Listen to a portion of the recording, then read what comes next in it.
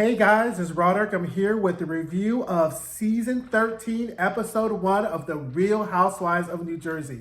I am so excited about this. It's my birthday week. This is the perfect, delicious, guilty pleasure that I've definitely been leading for this week. Welcome if you're new to this channel. This is where we talk about television shows, movies, and a little bit of reality television, all with an eye towards filmmaking, acting, and directing. So, you all know I have been so excited about this. This is the only reality television show that I really watch. Been watching this really since its inception, so I have been super excited. So let's get in, let's have us a really good kiki. So let's go. Okay, so we get the whole typical, like, where is everybody at? Teresa and Louis making sausages. Teresa's just turned 50. Marge is plucking Joe's nose hairs. Melissa and her grown-ass children. Like, literally, these kids have grown up literally in front of us. I was like, when did her boys become, like, so big and, like, mannish? Like, I was like, oh, my God, I felt old. So then Dolores and her new boyfriend is talking to Frank. They have no boundaries. This is already the seeds of the fact of Dolores and Frank's, like, issue I think we saw from the kind of super trailer what's going on. When the solution, I'm going to tell you right now, is Dolores just needs to have boundaries with Frank, right? So I'm not really going to buy this is going to be a something, but you know what? I'm going to go along for the ride. But again, everybody's, like, where they were was really cute. Everyone looked great. Marge, of course, is looking great. So now, we get into it with this whole Jen and Dolores beef, right? So Frank is asking what's going on. And I'm going to chronologically go through, but also I'm going to, like, delve into some things, right? Because this Jen and Dolores beef I find to be very interesting, right? Because theoretically on the surface, right, Dolores is correct, right? You can be a friend to somebody and call out their behavior and it does not diminish the quality or the depth of that friendship, right? Because Dolores is correct. What you did cannot be defended because you have been harassing Marge the entire time about being a cheater, being nasty, and your husband has whole ass cheated on you. So why, like, literally, if you had the emotional intelligence to recognize that, you would recognize maybe that's why you're being upset with Marge. But Jennifer, much like her principal deity Teresa, that lacked emotional intelligence, totally falls into this default that we see very much in the New Jersey Housewives of, you are disloyal to me if you criticize my behavior, right? Which is a very sophomoric, very immature way to view friendships, right?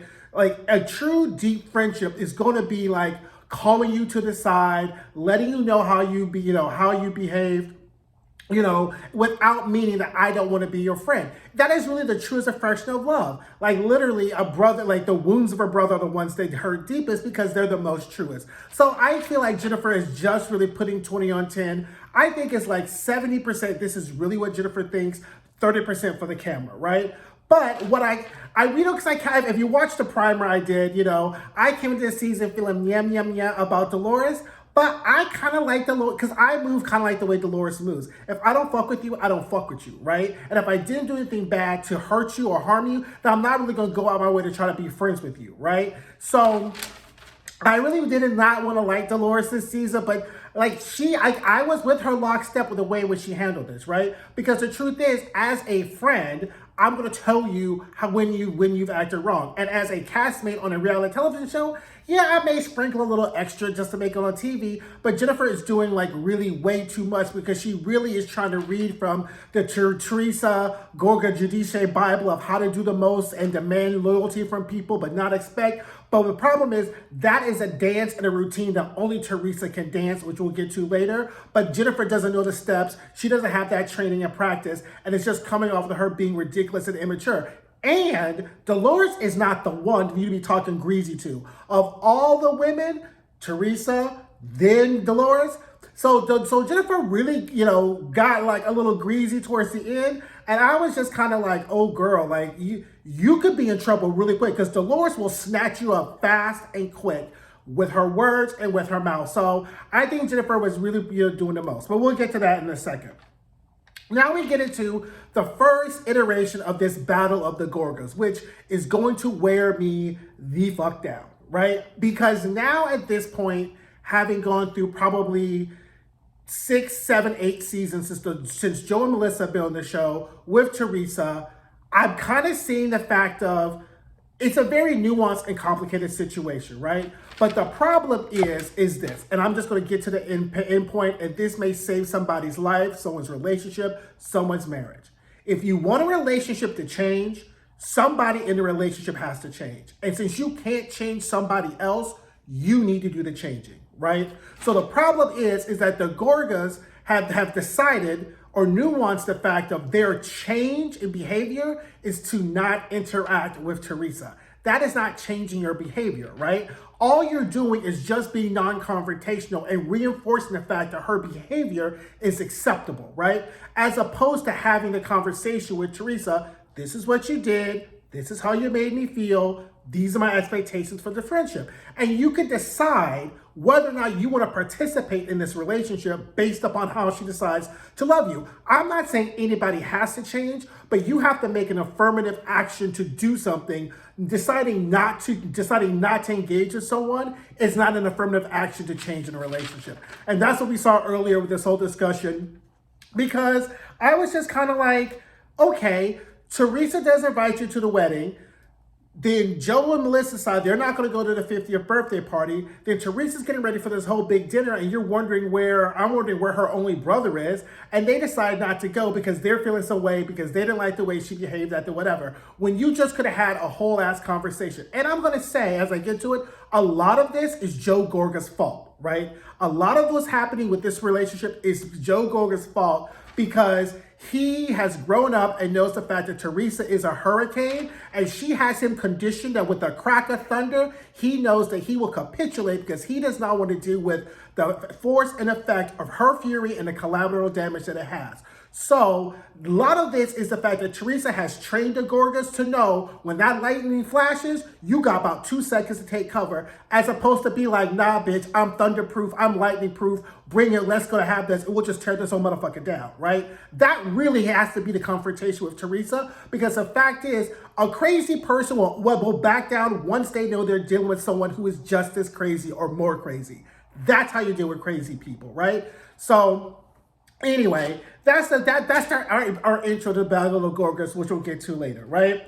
So then we get to the skating party, which I was like, oh, another one or whatever. But the skating party actually looked cute. Like, as a kid in the 80s, I was like, oh my God, this is like very, very interesting. So this is where everyone gets together. Everyone's dressing in their 80s stuff. And we get to see Danielle and Rachel, who are going to be our new cast members. Now, I am instituting what is known as the Eileen Davidson Accord. So this comes from Brian Moylan from Vulture. He does great reviews. You should always read them.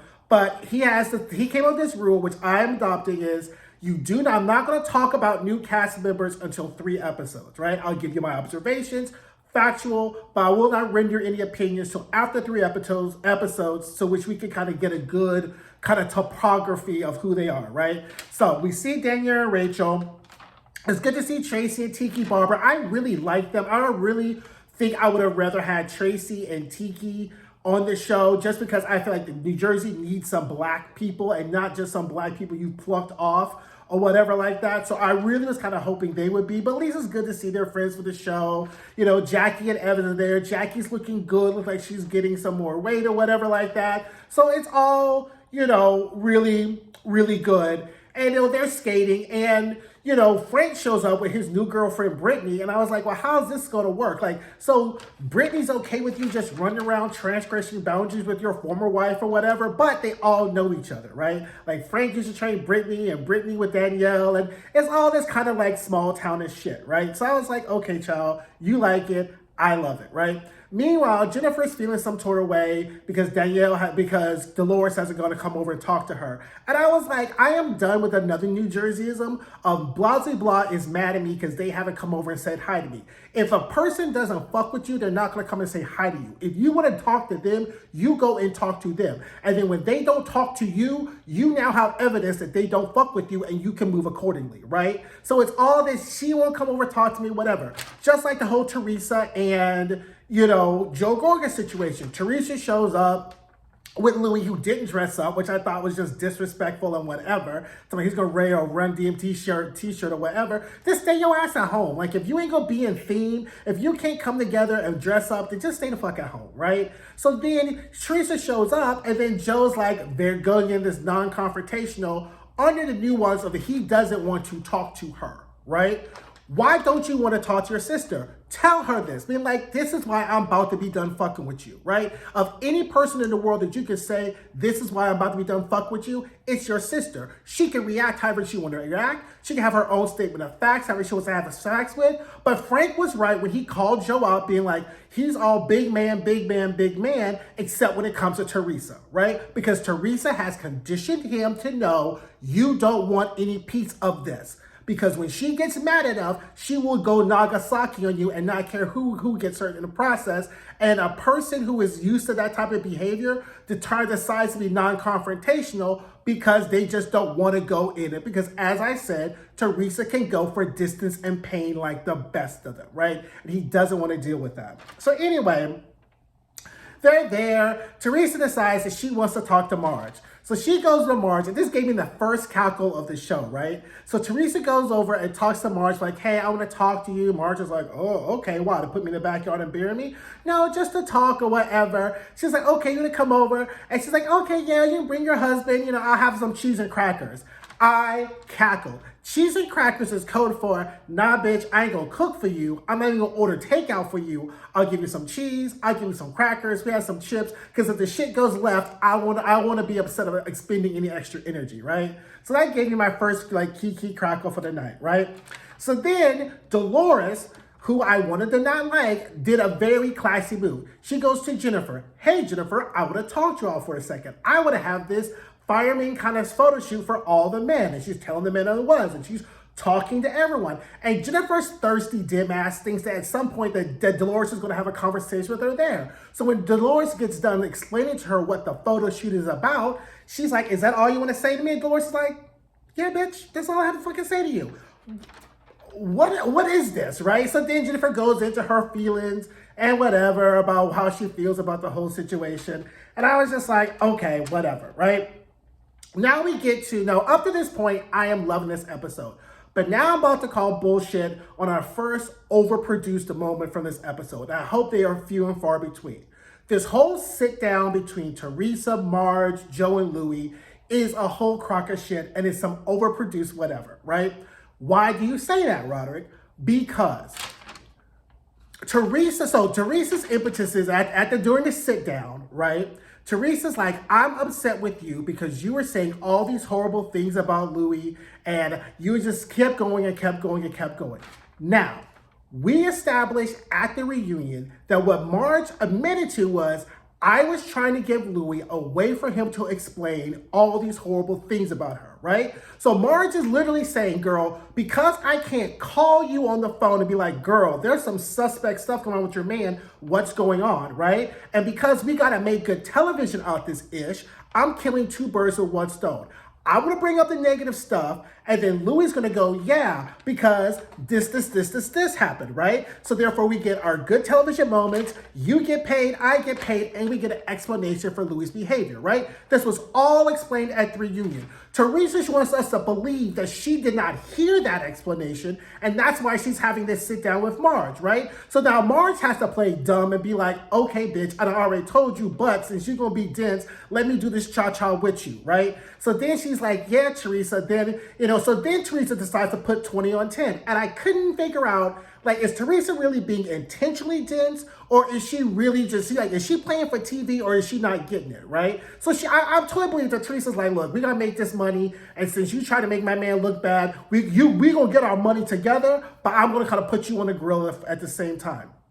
So that's why I call bullshit on this, because Marge already explained that. Now, was Marge just playing a good plan? In theory, yes. But when you're dealing with emotionally unintelligent people, she was better off, instead of putting it out there in the open, she was better off taking Teresa to lunch on the show, being like, hey girl, I heard about this. What do you think? Blah, blah, blah. And let Teresa do the explaining for Louis, right? That's probably would have been the better thing. But Marge is like, ooh, I can at least get a couple of weeks, a couple of days of show and time out of this. A lot of good coverage. I ain't really got anything going on with my storyline. And this will give me something for every week. And then Teresa can explain, right? So again, good plan in theory, bad execution, but I'm calling bullshit because this was already explained at the reunion and Teresa's trying to play in our face. But what she did slip up and say, which is I thought the whole point of this whole sit down was, she got mad. She blames Marge for why Melissa and Joe did not back up Louis, and that is why she did not include Melissa in the wedding. Go back and watch it. Comes out of Teresa's mouth. That's why she didn't include Melissa in the wedding. Now, we have already discussed why Teresa's full of shit on this. Because Teresa expects fealty and loyalty and 100% devotion, but is unwilling to do that or hold herself to the same standard in her other relationships and friendships, right? So here's a sophomore childish immature thinking. Friend A says something about your boyfriend. Teresa expects friend B to say, you shouldn't say that. Don't do that. And she's out here handing out pop quizzes like she's a motherfucking college board to her friends. That's another reason why Teresa's a bad friend. You ain't gonna test me, bitch. Like, if you're gonna test me, then we don't need to be friends, right? But since Teresa does not believe that people really love her for who she is, based on her previous relationships, she has to put people through the 12 labors of Hercules just to believe that they actually care and love for her. That is a person who, in my real life, I would never fuck with. Because that shows you have trust issues. Because people with trust issues will stick you in the oven and turn it up to 450. And when you jump out the oven, they'll say, I knew you were going to leave anyway. Nah, right? So anyway, at least we got that nugget of truth as to why that happened. Now, should Melissa have read the text? No, but Melissa, once again, got a bills to pay. She's on this show. She knew it would have been whatever. But Teresa does not hold everybody else as her stain. You know, I got to make television. I'm going to do the most standard, right? Her standard is this. You can do all you can to make money and get your money on this show, but keep me, my name, my family, my friends, my lover, my cat, my dog, my hamster out your motherfucking mouth. And that's just not going to work when you're the highest paid chick on this show, right? So the fact is that that's an unreasonable standard. And the fact is Teresa is not as loyal to anybody else, maybe her children and Louis, than she expects everyone else to be. So I was like, whatever. So then, the next thing is, so Louis done already fucked up because he has made the same mistake that Jackie made. Stay out of Gorga family business. Jackie learned this the hard way. Everyone who's come on this show has learned the hard way. When Louis started putting his mouth on Melissa as about why she started reading, that text message, I was like, that's a trap. Like Admiral Akbar, it's a trap. It's a trap. Louis needs to stay out of Gorga family business because once you start putting your mouth on that, it does not work. And here's another concept for you all at home. It is called primacy of relationships. When you get in a relationship with someone, whether it's friend, marriage, whatever, there is another relationship that is going to be higher than your relationship. And you must respect that relationship and allow the person you're in a relationship with to recalibrate their relationships. You do not put your mouth on the other relationship that is higher than yours, even if there is a wrongdoing that's accomplished. Why? Because that relationship was first, and that relationship will be longer than what they have with you. Teresa has had one husband. She now has two husbands. She only has one brother. So therefore, that relationship takes primary status over that relationship. Now, Teresa can rearrange that however she wants to, but until she decides to rearrange it, keep your name off that relationship because that just means trouble for you. So I was like, okay, Louis, you about to fuck around and find out, right? It's because you don't just don't jump in this Gorga family ish because this is just too much, right? So again, we get to the photo shoot, and I have to say, another reason why I like this show is that the men on this show are actually far more enjoyable than the women because even though the men have their ish, they don't take grudges, they don't really go long distance, and they are more emotionally intelligent than their female counterparts. Even if they were in the wrong, they can admit they're wrong, move forward, and go on. Their female counterparts on this show just are so draining or so weary because they literally is like walking around with like 5-year-old toddlers who are like, oh, you hurt me, I have to hurt you. Oh, you said something bad for me, you're not really my friend. And there's no nuance, there's no depth. And after 13 seasons, there's no change. Right?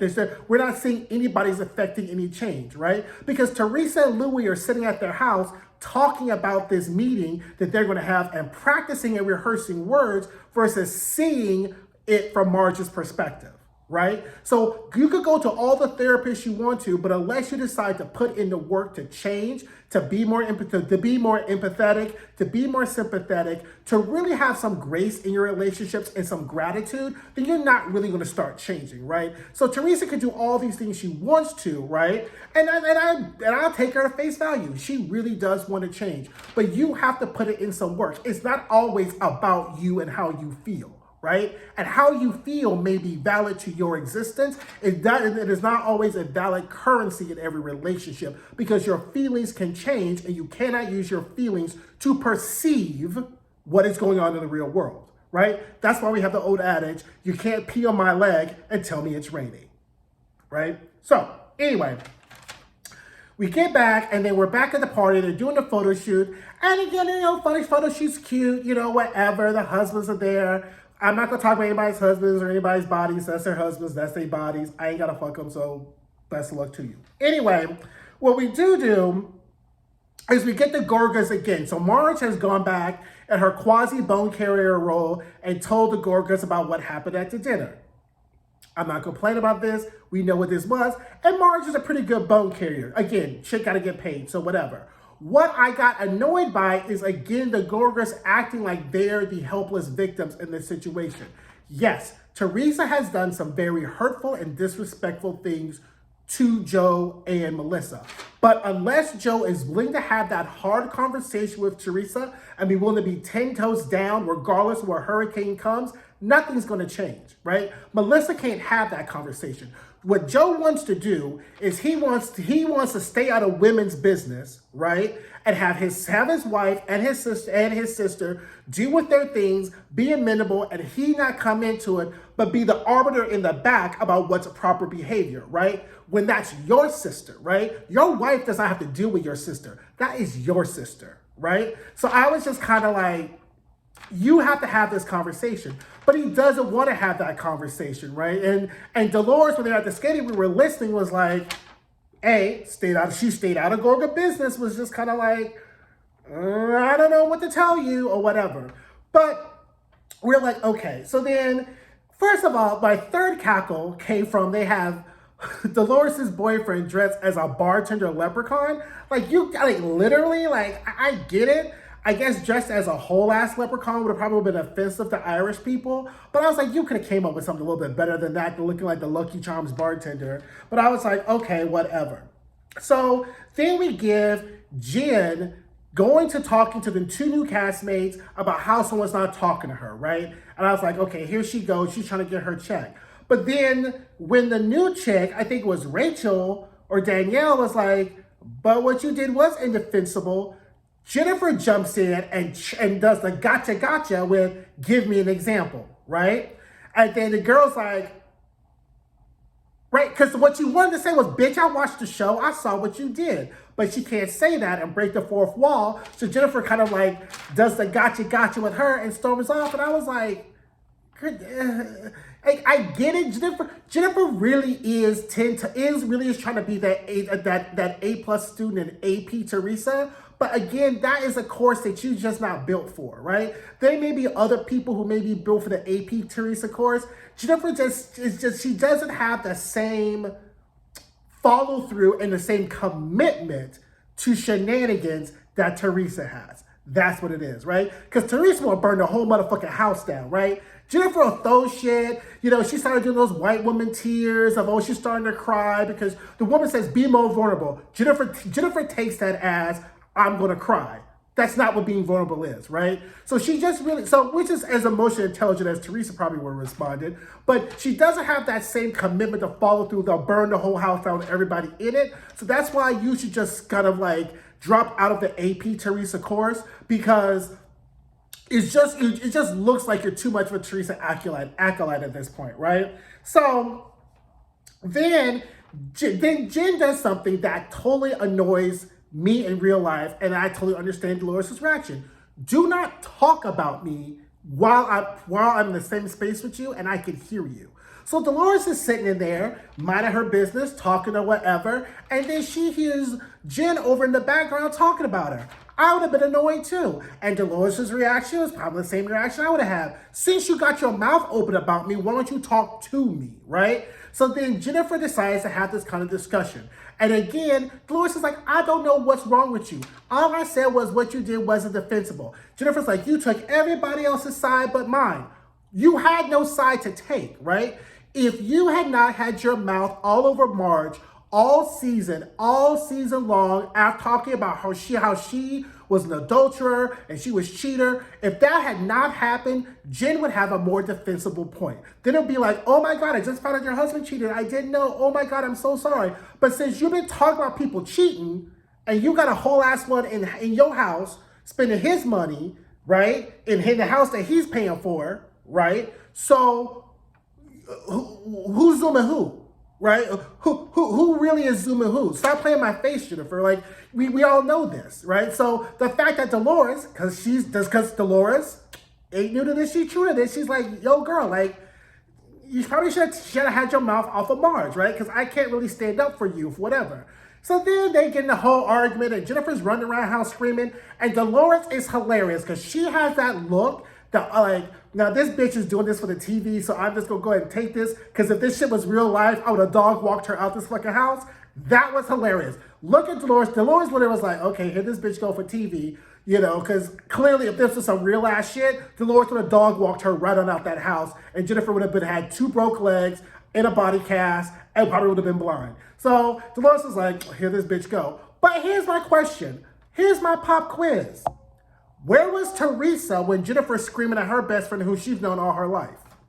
Where was Teresa during this argument as she's calling Dolores a bitch and a cunt and screaming about her?